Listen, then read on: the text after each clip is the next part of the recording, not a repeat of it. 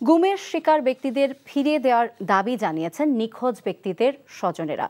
যেসব আয়নাঘরে বন্দীদের বছরের পর বছর গুম করে রাখা হয়েছে সেই সব আয়নাঘর জনগণের সামনে উন্মুক্ত করে দেওয়ার দাবি জানিয়েছে নিখোঁজ ব্যক্তিদের পরিবার সদস্যদের সমন্বয়ে গঠিত সংগঠন মায়ের ডাক।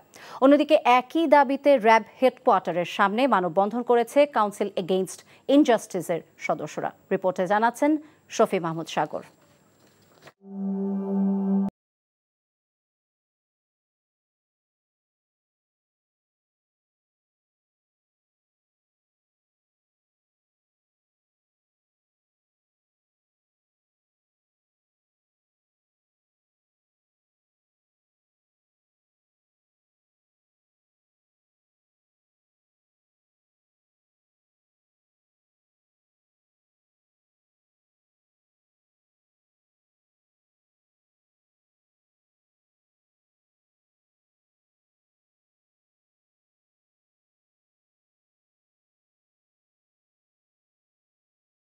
সবাইকে দ্রুত বিচারের আওতায় আনার দাবি জানান তারা।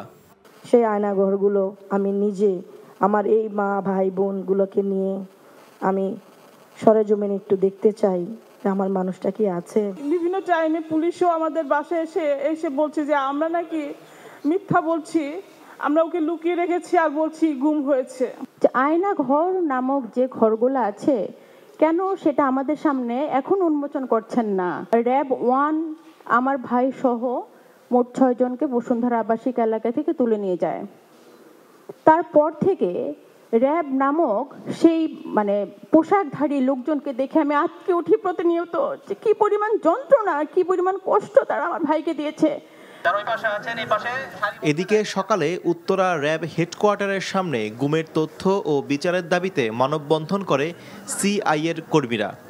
এ সময় বক্তারা অভিযোগ করেন, দীর্ঘদিন ধরেই আইন শৃঙ্খলা বাহিনীর পরিচয়ে ইসলামী ভাবধারার লোকজনকে তুলে নিয়ে দিনের পর দিন নির্যাতন করা হতো। ধর্মপ্রাণ মুসলিম যারা ইসলাম প্র্যাকটিস করেন এরকম মুসলিমদেরকে বিভিন্ন এলিট ফোর্সগুলো এই মুসলিমদেরকে তারা চিহ্নিত করতেন। তাদেরকে তুলে নিয়ে দীর্ঘদিন তাদেরকে গুম রাখা হতো।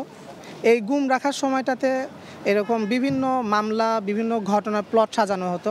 আমাদের চোখ বন্ধ, মুখ বন্ধ, পা বন্ধ, হাত বন্ধ, সব কিছু বন্ধ করে দিয়ে তারা আমাদের উপরে এই ধরনের নির্যাতন তারা আমাদেরকে চালাইছে।